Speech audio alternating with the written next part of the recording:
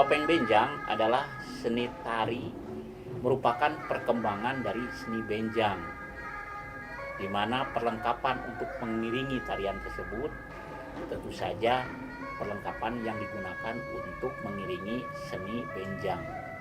Seni benjang sendiri adalah seni ilmu bela diri. Ya, bentuknya bentuk permainan bela diri yang berkembang di wilayah Cinunuk Cibiru sekitar awal abad ke-20. Bentuk seni bela diri ini dikreasi oleh Mas Surya Wikanta, putra Mas Hasan Dikarta, seorang konglomerat tepung tapioka dari Cinunuk Cibiru. Bentuk seni ini dikembangkan karena terpengaruh oleh bentuk olahraga wrestling atau western, gulat gaya Hindia Belanda. Karena itulah seni ini kemudian berkembang menjadi seni gulat tradisional sebagai bentuk seni benjang awal. Seni ini dimainkan biasanya malam hari. Nah, di siang hari, para seniman benjang melakukan wawaran atau pemberitahuan ke masyarakat. Dimulai dengan hanya menabuh waditra atau perlengkapan musiknya di tempat, kemudian berkeliling kampung. Sehingga pada tahun 38 seni bentuk ini berubah ke bentuk seni arak-arakan atau seni helaran. Maka tahun 38 lahirlah seni benjang arak-arakan. Utamanya diperuntukkan bagi kegiatan hitanan, di mana anak yang akan dihitan sebelumnya diarak dulu sebelum disunat keesokan harinya. Pada tahun 40 seni ini kemudian dikembangkan lagi oleh Mbah Wasim dan Asnarib dari kampung Ciwaru dan Cigupakan ke bentuk seni tari topeng benjang. Karena seni helaran biasanya berakhir pada sore hari. Untuk menjelang ke malam hari pertunjukan benjang gulat ada jeda masa kosong. Karena itulah para penari menciptakan bentuk seni topeng benjang. Biasanya mereka adalah peserta dari pemain helaran yang menggunakan topeng. Maka pada tahun 41-an lahirlah seni topeng benjang yang awalnya sebagai bentuk pengisi acara atau penyambung acara dari benjang helaran ke benjang gulat yang akan dilaksanakan malam hari.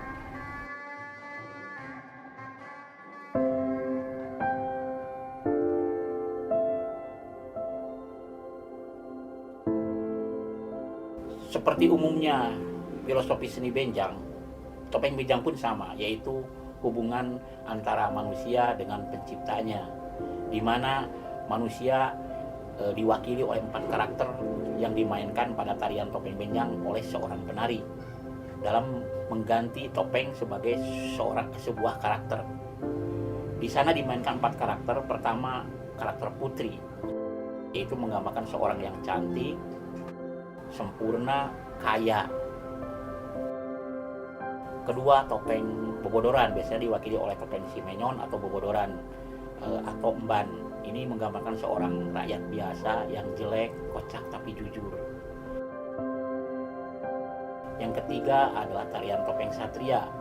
Ini mewakili sifat kesatriaan, prajurit yang setia, jujur, dan taat terhadap negaranya.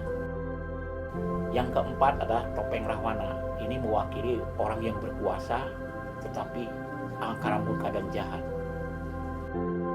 Keempat bentuk karakter ini di akhir tarian oleh dalang diulas, di mana ketika seorang penari topeng itu pun terjatuh di akhir cerita seakan-akan meninggal, maka dalang akan menyebutkan dalam prolog bahwa bukan masalah keadaan lahiriah yang akan diterima oleh Tuhan Yang Maha Esa atau Allah Subhanahu wa Ta'ala ketika mereka meninggal, tidak karena cantik, tidak karena jelek, tidak karena gagah, tidak karena berkuasa, tetapi yang diperhitungkan di akhirat nanti adalah amal ibadahnya. Di situ ditekankan bahwa memang hubungan filosofis antara manusia dengan Tuhan sangat penting dalam pagelaran seni tari topeng benjang.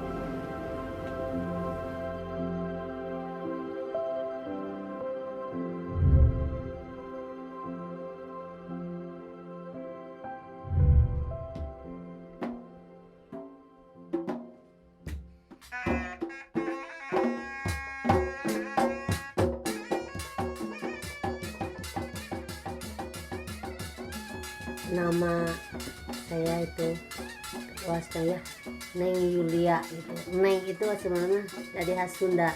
ya. Walaupun udah tua tetap aja dipanggilnya Neng. Itu Neng Yulia. Saya itu sebagai di sini di Sanggar itu sebagai koreografer. Pas 2011 saya alhamdulillah dipercaya untuk mendapat pewarisan topeng benjang. Nah dari situ saya merasa bahwa saya mempunyai tugas untuk mengembangkan atau melestarikan, memelihara topeng benjang itu. Walaupun di situ saya menyebarkan ke 15 penari ya, dari Padepokan, ada dari Sanggar-Sanggar juga, dari Padepokan Benjang, dari Sanggar juga ada. Tapi mereka tidak mengembangkan setelah diberikan pewarisan. Nah itu akan menjadi beban saya juga. Ini harus lestari. Karena apa? Karena diwariskan ke saya atau ke 15 anak penari itu supaya tari topeng benjang ini tidak musnah, tidak hilang, justru semakin berkembang. Ada pembinaan di sini, ada pembinaan anak-anak kecil, bukan hanya anak besar, anak kecil dari mulai TK itu sebenarnya itu kita bina.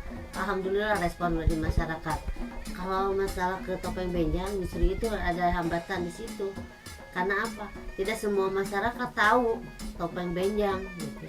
Yang di sini tahu adalah benjang, tapi ya sedikit-sedikit mereka dengan seringnya Sanggar ini tampil di masyarakat, jadi mereka juga tahu sebenarnya, cuman belum meluas banget itu bahwa ini adalah topeng benjang itu asli dari Bandung, asli dari Ujung Berung. Yang ada di pikiran mereka hanya benjang helaran yang suka arak-arakan itu. Makanya jadi setiap event setiap event selalu memperkenalkan topeng benjang, apapun itu, walaupun hanya bentuknya satu karakter, kita selalu membawakan topeng benjang. Seperti dalam pembukaan BLA, kita menggunakan, walaupun di situ ada rampak kendang, tetap kita menampilkan topeng benjang, karena supaya tahu di situ ada Pak Wali Kota, ada Pak Gubernur, mereka supaya tahu bahwa ini adalah topeng, mudah-mudahan jadi ikon Kota Bandung. Coba kalau pemerintah baik terutama di sini dinas pariwisata ya, setelah pewarisan itu coba di sini dipantau siapa sih yang mengembangkan pewarisan topeng benjang ini. Termasuk kan saya memberikan ke 15 orang penari, termasuk sanggar-sanggar, ada Padepokan. Seharusnya dipantau ini anak-anak ini dari sanggar mana, dipantau ke sanggar ke tempatnya, atau ini di Padepokan benjang mana.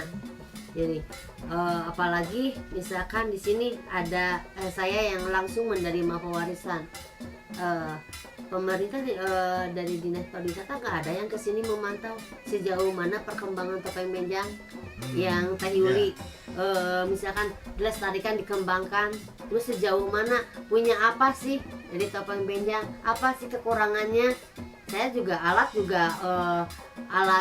untuk topeng benjang nggak punya, tapi saya bisa berjalan melestarikan topeng benjang ini dengan alat yang ada di sini, tidak menggunakan terbang. Untuk melestarikan, mengembangkan dan membudayakan, pemerintah mungkin hanya bisa bilang begitu, tapi bagaimana supaya seni tersebut lestari, berkembang, itu harus ditunjang dengan perhatian yang nyata, yang jelas. Dalam arti di sini saya finansial lah, finansial.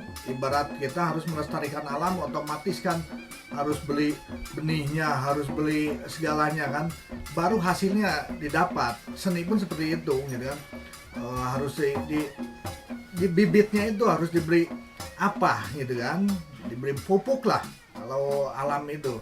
Nah ibarat seperti itu gitu kan. Jadi jangan hanya bicara lestarikan, kembangkan, budayakan tradisi ini, tapi tidak ada perhatian yang nyata gitu kan. Tidak dengan ya, bahkan di dinas pariwisata tersebut banyak para karyawan pariwisata punya lingkung seni, punya sanggar sendiri.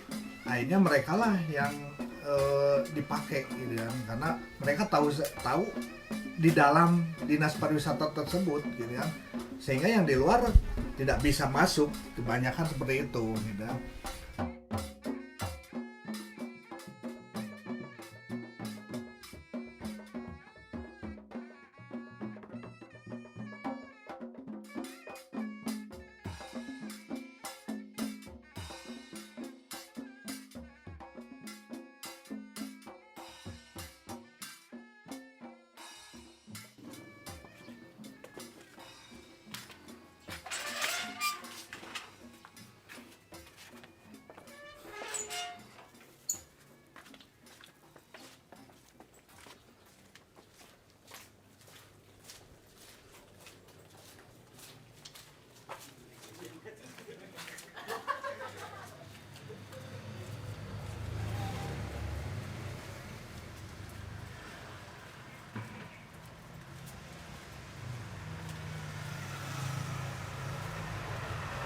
Itu dari wetan apa mah?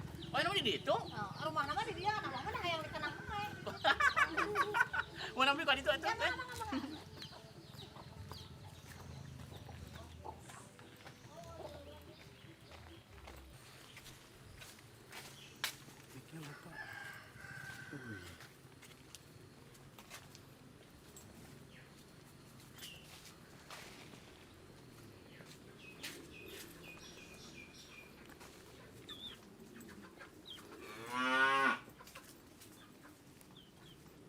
Assalamualaikum.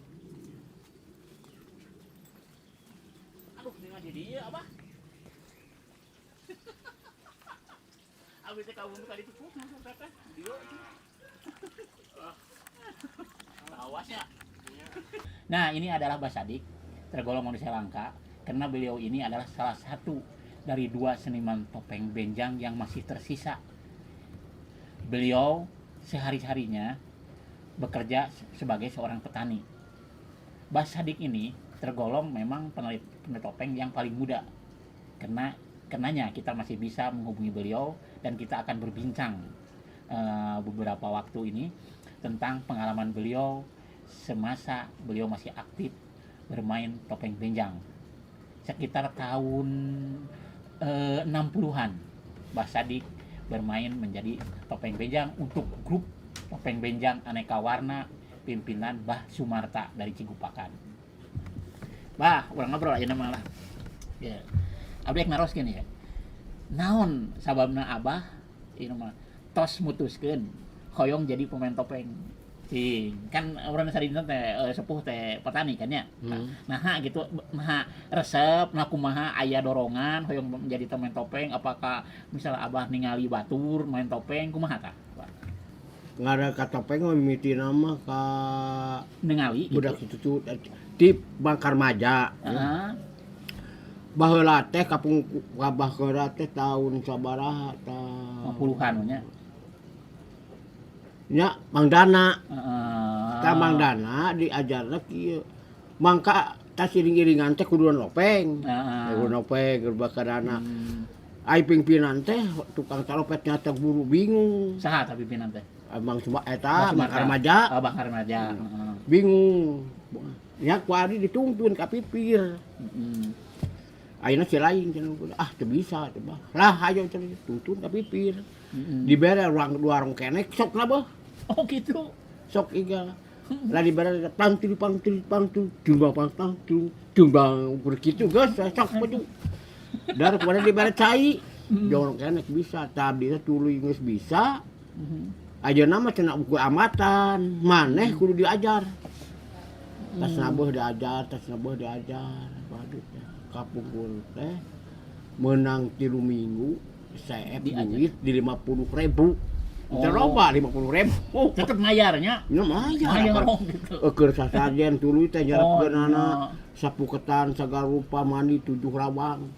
jabat kadana turun disarapkeun tah maneh lamun tepi geus bisa manggeus maot bulukeun ka batur.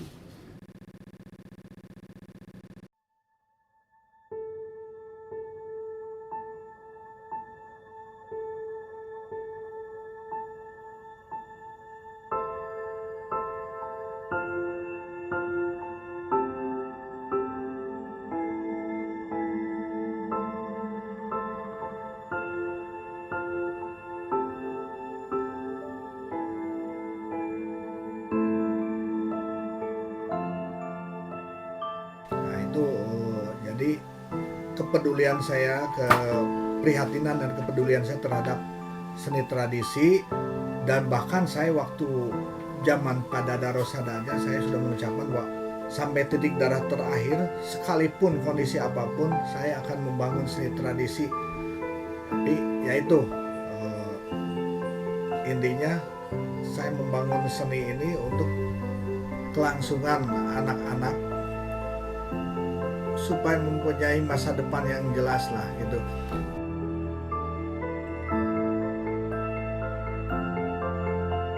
Untuk membangun seni tradisi ini memang sulit, sangat-sangat sulit kan? Membangun seni tradisi khususnya ya, karena itulah kembali lagi ke pemerintah, tidak ada perhatian yang jelas dan nyata gitu kan, dari pemerintah tersebut gitu kan. Nah, jadi tetap saya akan membangun seni tradisi generasi sekalipun tidak ada perhatian. Makanya dari motonya itu sanajan aing ripuh, sanajan aing susah, perhatian ti sesepuh jeung pemerintah, aing bakal tetep nganjerkeun seni jeung cicing dina seni.